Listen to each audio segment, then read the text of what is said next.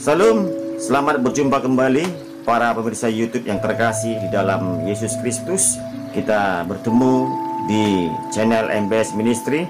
Kali ini kita akan membahas tentang kebangkitan tubuh Yesus yang dijelaskan oleh Pendeta Ezra Soro pada beberapa waktu yang lalu. Di sini ada pandangan keliru dari beliau. Saya akan luruskan dengan seksama, dengan teliti, secara hati-hati, tidak terburu-buru, sehingga kita dapat menganalisa Alkitab, memahami Alkitab dengan benar. Sebelumnya mari kita saksikan video beliau yang singkat ini. Baik Pak Ezra, kita akan memulai dengan pertanyaan yang pertama. Pertanyaan yang pertama, Shalom Pak Ezra, setelah Tuhan Yesus bangkit, digambarkan bahwa secara fisik Tuhan Yesus menjadi berbeda dari manusia umumnya karena Tuhan Yesus dapat melewati batas ruang. Pertanyaan saya, ketika Tuhan Yesus menampakkan diri pada Thomas dan menyuruh Thomas mencucukkan jarinya ke lambung Yesus yang berlubang, sebenarnya seperti apakah penampakan tubuh Yesus setelah kebangkitan sehingga Yesus bisa melewati batas ruang? Tapi Yesus berpakaian dan lubang lambungnya juga kelihatan. Apakah tubuh Yesus saat itu benar-benar berdaging atau tidak? Mohon penjelasannya. Ya, memang tubuh Tuhan Yesus setelah bangkit itu cukup unik. Kenapa? Karena seperti yang sudah saudara singgung juga, bahwa Tuhan Yesus itu bisa menembus dinding atau tembok dan bisa muncul atau lenyap secara mendadak. Kalau kita ingat apa yang diceritakan di dalam Lukas 24 ayat yang ke-31, ketika itu terbukalah mata mereka dan mereka pun mengenal dia, tetapi dia lenyap dari tengah-tengah mereka. Ini dalam murid-murid berjalan ke Emmaus. Dia lenyap dari tengah-tengah mereka. Lalu ayat 36, dan sementara mereka bercakap-cakap tentang hal itu, Yesus tiba-tiba berdiri di tengah-tengah mereka dan berkata, damai sejahtera bagi kamu. Ini juga tercatat dalam Yohanes pasal 20 ayat 19 dan 26. Ketika hari sudah malam pada hari pertama minggu itu, berkumpullah murid-murid di satu tempat dengan pintu-pintu terkunci, karena mereka takut kepada orang Yahudi. Pada waktu itu datanglah Yesus dan berdiri di tengah-tengah mereka dan berkata, damai sejahtera bagi kamu. 8 hari kemudian murid-murid Yesus berada kembali di rumah itu dan Thomas bersama-sama dengan mereka. Sementara pintu-pintu terkunci, Yesus datang dan dia berdiri di tengah-tengah mereka dan berkata, damai sejahtera bagi kamu. Dari dua bagian ayat itu terlihat bahwa memang Tuhan Yesus setelah bangkit itu tubuhnya itu menjadi unik, karena tubuhnya itu bisa menembus dinding atau tembok, bisa muncul mendadak dan bisa lenyap mendadak. Nah, tetapi saudara, sekalipun tubuhnya seperti itu, tapi harus dicatat bahwa tubuh Tuhan Yesus itu masih mengenakan baju biasa atau jubah biasa. Dia bisa disentuh, karena dia bisa disentuh oleh Maria Magdalena. Dia juga berkata suruh Thomas untuk menyentuh dia. Ada bekas lukanya yang bisa dilihat. Juga ada tulang dan dagingnya. Dan bahkan juga bisa makan. Dalam Lukas 24 ayat 39 dikatakan begini. Ini setelah kebangkitan ya. Lihatlah tanganku dan kakiku. Aku sendiri ini, rabalah aku. Berarti bisa raba. Dan lihatlah, berarti bisa terlihat. Karena hantu tidak ada daging dan tulangnya seperti yang kamu lihat padaku. Kata hantu di sini itu dari kata Yunani pneuma yang artinya roh. Jadi roh tidak ada daging dan tulangnya seperti yang kamu lihat padaku. Berarti ini Yesus betul-betul punya tubuh, punya tulang dan daging. Bukan roh ya. Lalu ayat 41. Dan ketika mereka belum percaya karena girangnya dan masih heran, berkatalah ia kepada mereka, adakah padamu makanan di sini? Lalu mereka memberikan kepadanya sepotong ikan goreng. Dia mengambilnya dan memakannya di depan mata mereka. Nah, berarti kelihatannya ini tubuh biasa. Ada bekas pakunya, ada bekas lubang di lambungnya, dia bisa diraba, dia bisa dilihat, dia sendiri berkata ada tulangnya, ada dagingnya, sudah pasti ada darahnya. Lalu bisa makan lagi, makan ikan goreng. Ini berarti tubuh sungguh-sungguh ini. Tapi kalau tubuh sungguh-sungguh, tapi kelihatannya ada sesuatu yang menarik. Karena ternyata dengan tubuh yang sungguh-sungguh seperti itu bisa menembus tembok atau dinding, bisa muncul dan hilang seketika. Nah, kalau kita melihat ciri tubuh Yesus, Alkitab kan bicara soal tubuh kebangkitan juga ya, bahwa orang percaya nanti setelah hari kebangkitan itu akan mengenakan tubuh kemuliaan. Dan kitab suci mengatakan bahwa tubuh kemuliaan itu adalah tubuh yang sama seperti tubuh kebangkitan yang dimiliki oleh Tuhan Yesus. Nah, bagaimana Alkitab menyebutkan ciri dari tubuh kemuliaan itu? Ada banyak cirinya, tapi saya hanya ambil 2 saja yang memperlihatkan kontras dengan apa yang dimiliki oleh Yesus. Yang pertama adalah bahwa tubuh sekarang itu terdiri dari darah dan daging, tapi tubuh kebangkitan tidak terdiri dari darah dan daging. Itu nampak dalam 1 Korintus 15 ayat yang ke-50. Saudara-saudara, inilah yang hendak kukatakan padamu, bahwa daging dan darah tidak mendapat bagian dalam kerajaan Allah. Darah dan daging tidak mendapat bagian dalam kerajaan Allah. Itu ciri pertama dari tubuh kemuliaan. Berarti kalau kita ini dengan tubuh kita akan pergi ke surga, tapi darah dan daging tidak mendapatkan bagian dalam kerajaan Allah, berarti tubuh kebangkitan itu harusnya adalah tubuh yang tidak berdaging atau tidak berdarah. Kedua, ciri kedua dari tubuh kebangkitan itu adalah tubuh saat ini butuh makan, butuh minum, tapi tubuh kebangkitan tidak butuh makan, tidak butuh minum. Itu nampak dalam 1 Korintus 6 ayat 13-14. Makanan adalah untuk perut dan perut untuk makanan. Tapi keduanya akan dibinasakan Allah. Allah yang membangkitkan Tuhan akan membangkitkan kita juga oleh kuasanya. Dan Anthony Hoekma mengatakan bahwa kata dibinasakan itu di dalam ayat-ayat ini itu adalah katargeo, artinya secara umum membatalkan atau meniadakan atau mengakhiri. Jadi tampaknya ayat ini ya, fungsi pencernaan tubuh kita tidak lagi diperlukan di dalam kehidupan yang akan datang. Nah, kalau memang ini 2 ciri dari tubuh kebangkitan, darah dan daging tidak, lalu tidak perlu makan, tidak butuh makan, bagaimana dengan tubuh Tuhan Yesus setelah bangkit? Bukankah tubuh Tuhan Yesus setelah bangkit masih ada dagingnya, darahnya, tulangnya? Bukankah dia masih makan ikan goreng? Bagaimana kita mengharmoniskan hal ini? Begini, memang tubuh Kristus setelah bangkit dari antara orang mati, itu adalah tubuh kebangkitan, tapi belum sepenuhnya mencapai taraf seperti tubuh kebangkitan yang dibicarakan dalam ayat-ayat tadi. Kenapa? Karena dia masih ada dagingnya, masih ada tulangnya, masih ada bekas lukanya, dan masih bisa makan. Mengapa itu terjadi? Itu karena hal-hal itu bukan merupakan sesuatu yang permanen. Karena kalau kita membandingkan nanti setelah Yesus naik ke surga, maka penampakan yang kita lihat pada dia itu jauh berbeda dengan yang terjadi semasa dia setelah bangkit tapi sebelum naik ke surga. Kalau begitu, tubuh Yesus setelah bangkit itu masih ada dagingnya, masih ada tulangnya, masih ada darahnya, masih bisa disentuh, masih ada bekas paku, masih bisa makan. Itu karena atau itu dibutuhkan untuk pembuktian kebangkitan Yesus.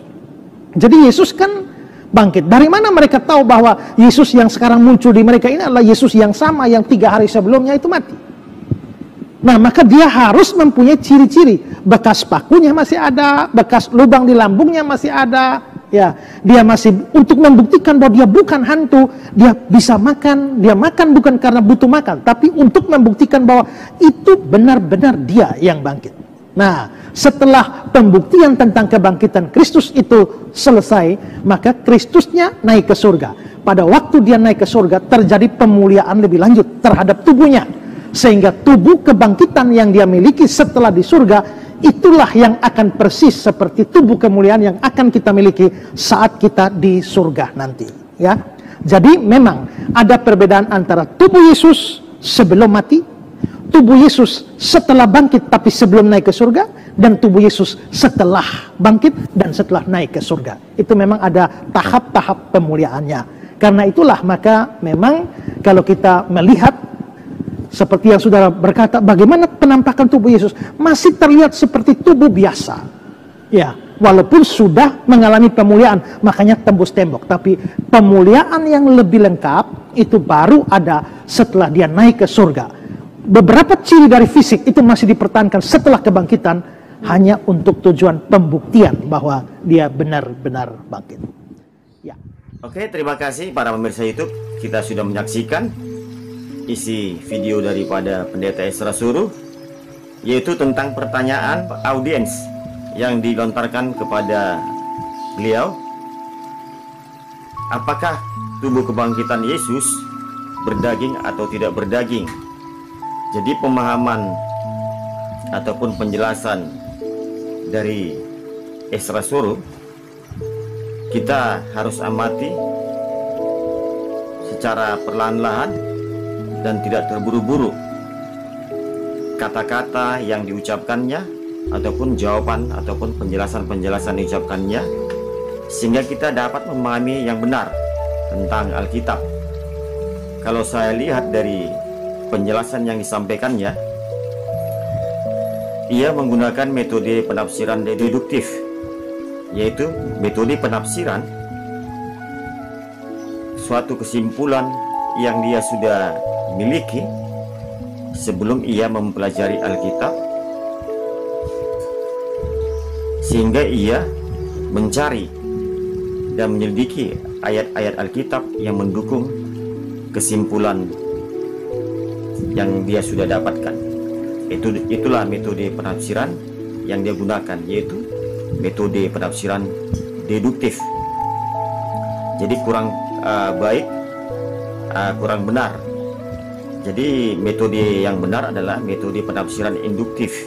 Kita mengamati, menafsirkan, aplikasi, observasi, interpretasi, aplikasi. Itu adalah metode penafsiran induktif, metode penafsiran yang sempurna, sehingga kita memahami Alkitab dengan benar. Kenapa saya katakan pandangannya ada kekeliruan? Dia pertama mengatakan bahwa kebangkitan tubuh Yesus adalah kebangkitan tubuh benar-benar, tubuh sungguh-sungguh, artinya tubuh jasmani, jasmania. Yang kedua, dia mengatakan bahwa tubuh kemuliaan mempunyai ciri-ciri. Pertama, tidak makan dan tidak minum, ataupun tubuh tidak berdaging ataupun tidak berdarah.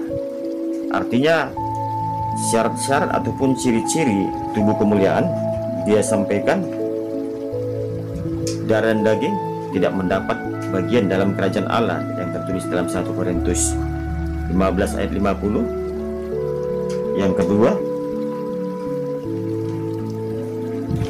tubuh yang tidak makan maupun tidak minum, yang tertulis dalam 1 Korintus 6 ayat 13 sampai 14.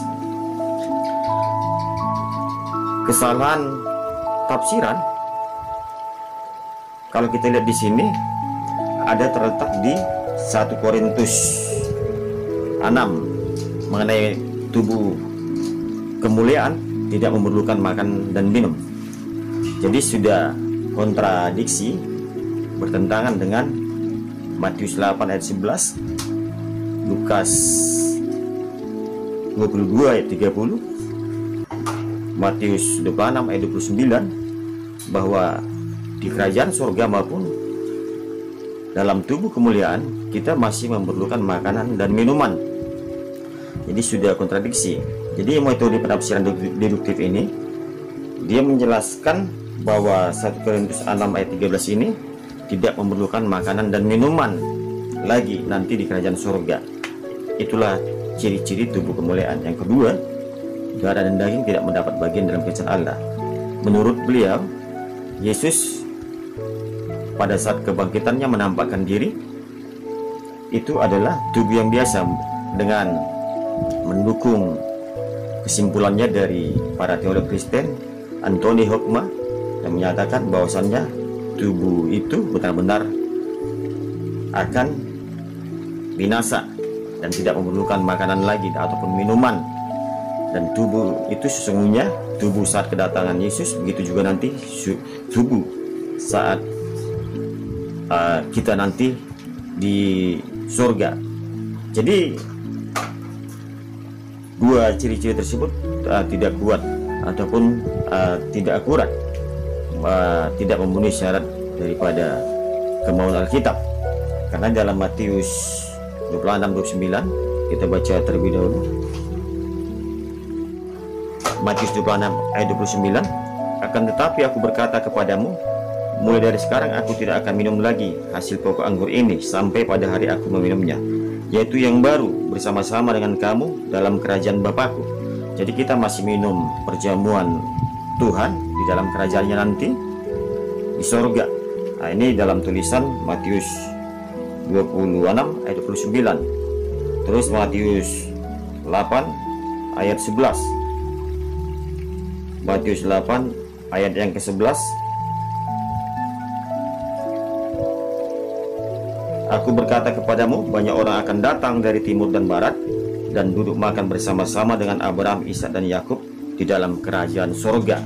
Jadi kita orang-orang percaya akan mengadakan perjamuan pesta di kerajaan surga, yaitu perjamuan makan bersama orang-orang kudusnya. Jadi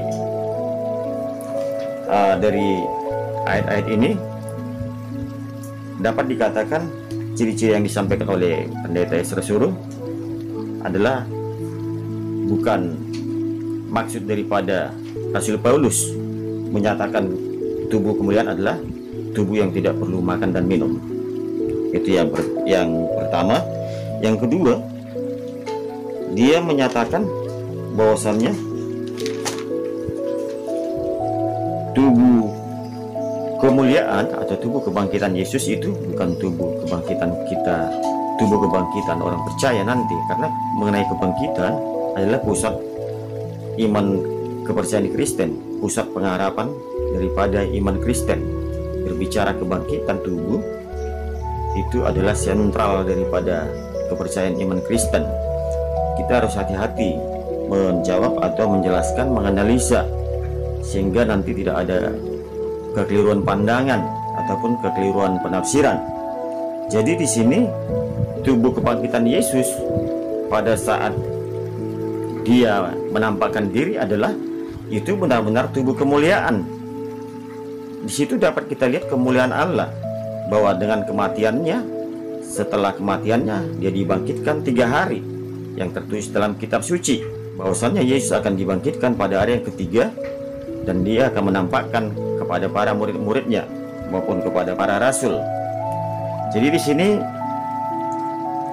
pendeta Esra Suruh menjelaskan bahwasannya tubuh kebangkitan Yesus itu masih ada tingkat pemulihan kembali nanti di sorga. Jadi tubuh yang saat kebangkitannya menampakkan dirinya, saat Thomas mencucukkan jarinya ke lambungnya, saat Maria memeluk Yesus, itu adalah tubuh jasmania biasa, belum tubuh kemuliaan yang sesungguhnya. Nanti pada saat kenaikan yang ke surga, menurut Esra Suruh, itu adalah tubuh kemuliaan sesungguhnya. Jadi dia di sini memaksa Alkitab dengan menaksir dengan secara deduktif, mempunyai kesimpulan tersendiri, sehingga dia mengatakan nanti tubuh kemuliaan Yesus yang sesungguhnya adalah tubuh yang saat di surga, bukan tubuh saat penampakan Yesus 2000 tahun yang lalu saat kebangkitannya. Nah, ini kekeliruan yang kedua. Jadi kekeliruan yang ketiga adalah tubuh kebangkitan Yesus tersebut adalah bukan tubuh kemuliaan yang sesungguhnya. Itu adalah tubuh yang masih secara jasmania, yang masih menggunakan baju dan pakaian, yang masih dapat makan dan minum, yang masih mempunyai daging dan tulang ataupun darah. Jadi dia menyatakan di sini tubuh tersebut adalah bukan tubuh kemuliaan, melainkan itu hanya untuk membuktikan bahwa Yesus sudah bangkit, dan hanya untuk membuktikan bahwa Yesus sudah bangkit. Jadi saya lihat di sini dia memaksa bahwasannya tubuh kemuliaan itu adalah tubuh yang belum dilihat, yaitu tubuh yang sudah Yesus terangkat di surga, itu pemulihan terakhir. Jadi ada 2 tingkatan pemulihan dia sampaikan. pertama saat kebangkitan itu memang sudah dimuliakan, tapi belum permanen, artinya masih dapat berubah kembali saat Kristus naik ke surga. Jadi pemulihan lebih lanjut ada di surga. Nah, nanti begitulah tubuh kemuliaan orang percaya. Jadi di sini Yesus bukan hanya sekedar menampakkan diri atau membuktikan bahwa dia sudah bangkit, tapi di sini dapat kita analisa dan cermati dan amati tulisan Markus maupun Lukas maupun Yohanes, di Yohanes 20 sampai 26, Matius 8 ayat 11, Matius 26 ayat 9, Lukas 24 ayat 30 sampai 36. Bahwasannya di sini dijelaskan para penulis Alkitab, Yesus sudah mempunyai tubuh kebangkitan, Yesus sudah mempunyai tubuh kemuliaan, Yesus sudah sungguh-sungguh menggunakan tubuh kekekalan. Artinya ciri-ciri yang ditampakkan Yesus, ciri-ciri tubuh kemuliaan yang disampaikan Yesus dalam 2000 tahun yang lalu, ditunjukkan Yesus merupakan kemuliaan Allah, merupakan tubuh kemuliaan Allah. Artinya dengan ciri-ciri tersebut, satu, tubuh yang dapat makan dan minum, yaitu tertulis Lukas 24 ayat 30 sampai 36, Yohanes 20, yaitu tubuh kekekalan, tubuh yang dapat hilang, tubuh yang dapat melayang, tubuh yang dapat menembus ruang maupun tembok ataupun dinding. Artinya ciri-ciri tubuh kemuliaan tersebut sudah ditunjukkan Yesus. Itu bukan hanya sekedar bukti bahwasannya dia sudah bangkit, tapi dia sudah menunjukkan itulah tubuh kemuliaan yang akan kita kenakan nanti pada saat kebangkitan orang-orang percaya ataupun saat Yesus datang yang kedua kali. Jadi pandangan keliru dari wadah Esra Suru adalah memaksa dengan penafsiran deduktif.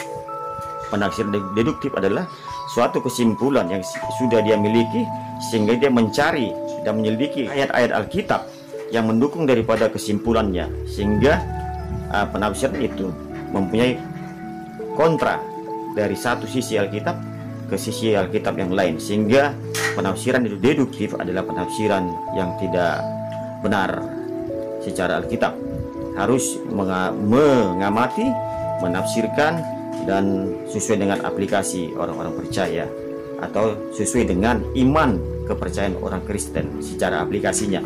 Itulah kesimpulan dari saya. Marilah kita pemirsa YouTube agar dapat menganalisa dengan benar Alkitab yang benar, sehingga kebangkitan Yesus, tubuh kebangkitan Yesus adalah tubuh yang sesungguhnya, tubuh kemuliaan yang sesungguhnya, tubuh kekekalan yang dinyatakannya, ditampakkannya 2000 tahun yang lalu, sehingga kita dapat memahami Alkitab dengan benar, tidak adanya kekeliruan penafsiran, sehingga pandangan keliru dari Esra Suru dapat kita tolak di dalam nama Yesus Kristus, sehingga kita meyakini pandangan yang benar secara Alkitab. Terima kasih para pemirsa YouTube, biarlah ini dapat diterima dan diaplikasikan dalam iman Kristen kita. Haleluya, Tuhan Yesus memberkati.